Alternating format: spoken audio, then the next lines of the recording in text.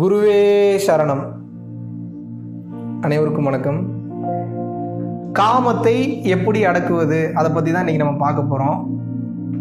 காமத்தை அடக்கவே முடியாது, அடக்கக்கூடாது, மிகப்பெரிய பிரச்சனைகளை கொண்டு வந்து விடும். அதனால இந்த யோக சாதனம் பண்ணுறவங்களும் சரி, வாசி யோக பயிற்சி மற்ற பயிற்சி இருக்கிறவங்களுக்கெல்லாம் இது மிக உயர்ந்த ஒரு விஷயமா இருக்கும்.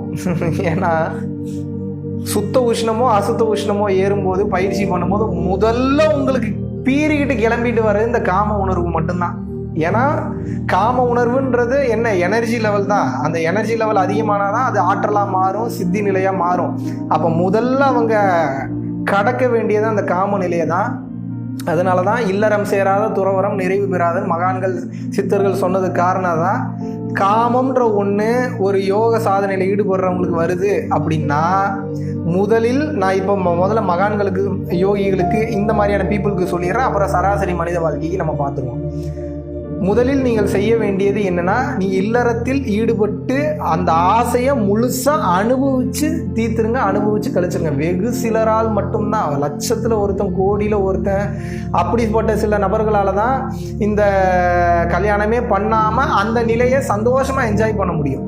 அந்த நிலைக்குனா எப்படி, கல்யாணமே பண்ணாமல் கூட அதை கடந்து போகக்கூடிய பக்குவம் வரும். நம்ம இன்னும் பேசிக்காகவே பல விஷயங்களை தடுமாறிட்டு இருக்கிறோன்றப்போ தயவு கூர்ந்து கல்யாணம் வேணாம், நான் கல்யாணம் பண்ணாமல் இருந்துருவேன், என்னால் இதெல்லாம் சமாளிக்க முடியும்னு போகாதீங்க. ரொம்ப கஷ்டப்படுவீங்க, ரொம்ப சிரமப்படுவீங்க. ஏன் அப்படின்னா மறுபடியும் அது உங்களுக்கு அந்த ஆசைகள் அந்த அளவுக்கு இருக்குன்ற பட்சத்தில் அது முக்தி நிலையை தராது, மோட்ச நிலையை தராது, மறுபடியும் பிறப்பை எடுக்க தான் செய்வீங்க. அதனால முடிந்த அளவிற்கு அந்த காமத்தை அனுபவித்து கழிப்பது எப்படி அப்படின்ற அந்த பக்குவத்தை உணர்ந்துருங்க. Point number 1. இது நம்ம ஆன்மீக பாதையில் இருக்கிறவங்களுக்கு. சராசரி மனிதனுடைய வாழ்க்கையில் இருப்பவர்கள் காமத்தை எப்படி அடக்கிறதுன்றதே தெரியல. இதுக்கு வேற வழியே கிடையாது.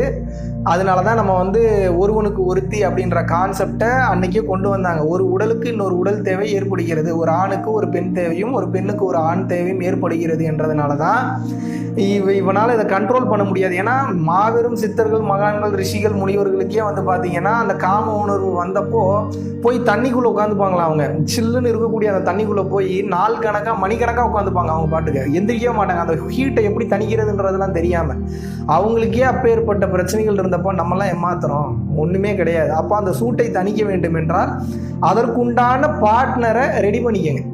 அந்த பார்ட்னரோட ஒன்று சேர்ந்து அந்த காம இச்சையை போக்கிக் கொள்வதில் தவறில்லை. ஒருவேளை எனக்கு அப்படிப்பட்ட வாய்ப்பு அமையலை, நான் தனியாக தான் இருக்கேன், நான் என்ன பண்ணுறது அப்படின்ற எண்ணத்தில் இருக்கிறவங்க என்ன பண்ணணும்னா, மனசு கூட பேச்சுவார்த்தை நடத்தணும். வேறு வழியே கிடையாது. எப்படி பேச்சுவார்த்தை நடத்தணும்?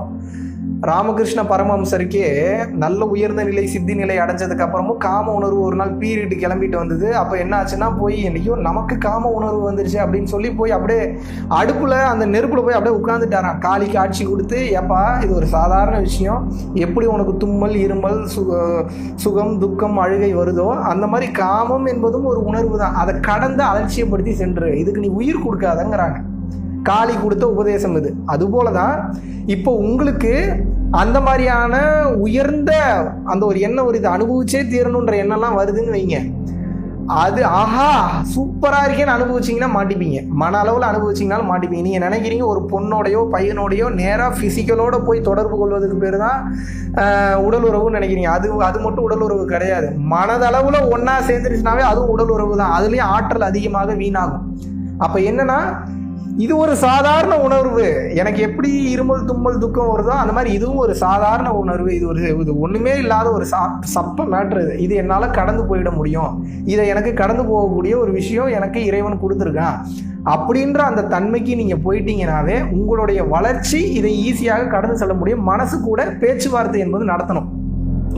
ஒரு சில பேர் ஒரு பொண்ணு ஒரு பையனை தாண்டிலாம் ஏகப்பட்ட பேரோட உறவு கொண்டு இருப்பீங்க. அவங்களுடைய கதையெல்லாம் ரொம்ப ரொம்ப ரொம்ப ரொம்ப ரொம்ப கஷ்டம். ஏன்னா போக போக போக போக ஆசை அதிகமாகிட்டே தான் போகுமே தவிர ஆசை நிலை பெறவே பெறாது, முடிவுக்கு வரவே வராது. நீங்களே உங்கள் மனதை பக்குவப்படுத்துவது எப்படி, மனதை கையாளுற விதையை தெரிஞ்சுக்கிட்டா தான் இப்படிலாம் பேச்சுவார்த்தை நடத்த முடியும். ஒரு பார்ட்னரை விட்டுட்டு ஏகப்பட்ட பார்ட்னருக்கு போகக்கூடிய பீப்புளுக்கு ஆசை அடங்காது, ஆசை அதிகம் தான் ஆகிட்டு போகும். இது மாபெரும் உண்மை. அதிக பேரை போய் நம்ம அனுபவிச்சுட்டு ஆசைலாம் தீந்துரும் நினைக்கிறீங்களா? எத்தனையோ வயசானவங்களோட ஹிஸ்டரி எடுத்து பாருங்க. வயசு ஆக ஆக ஆக ஆக ஆசை அதிகமாகி முத்தி போய் பைத்தியம் முடிச்சு சுத்தினவங்கள தான் பார்த்துருப்பீங்களே தவிர அது முடிவு நிலைக்கு வரவே வராது. பக்குவம் பெற்ற மனிதர்கள் மட்டும்தான் அதை கட்டுப்படுத்தி கண்ட்ரோலுக்கு கொண்டு வர முடியும். அது வரைக்கும் அடக்க பீறி கொண்டு தான் அடக்கணும்னு நினைக்காதீங்க, புரிஞ்சுக்கணும்னு நினைங்க, பேச்சுவார்த்தை நடத்தணும்னு நினைங்க. மனசு கூடயும் காமத்து கூடயும் பேச்சுவார்த்தை நடத்திட்டீங்கன்னா செக்ஸ் என்பது மைண்டு சார்ந்த விஷயம்தான். அப்போ மைண்டு கூட எப்படி பேச்சுவார்த்தை நடத்துறது, அதை எப்படி கையாளுறதுன்ற வித்தையை கற்றுக்கிட்டீங்கன்னா இந்த காமத்தை கடந்து செல்வது என்பது மிகவும் சுலபமாகிவிடும். அது வரைக்கும் அதை கடக்கிறது என்பது அவ்வளவு சாதாரணமான விஷயம் இல்லை. அதிகமான பீப்புள் கூட போறீங்கன்னா அதிகமான ஆசை தான் வரும். அது முடிவு என்பது பெறவே பெறாது. மைண்டில் வச்சுக்கோங்க.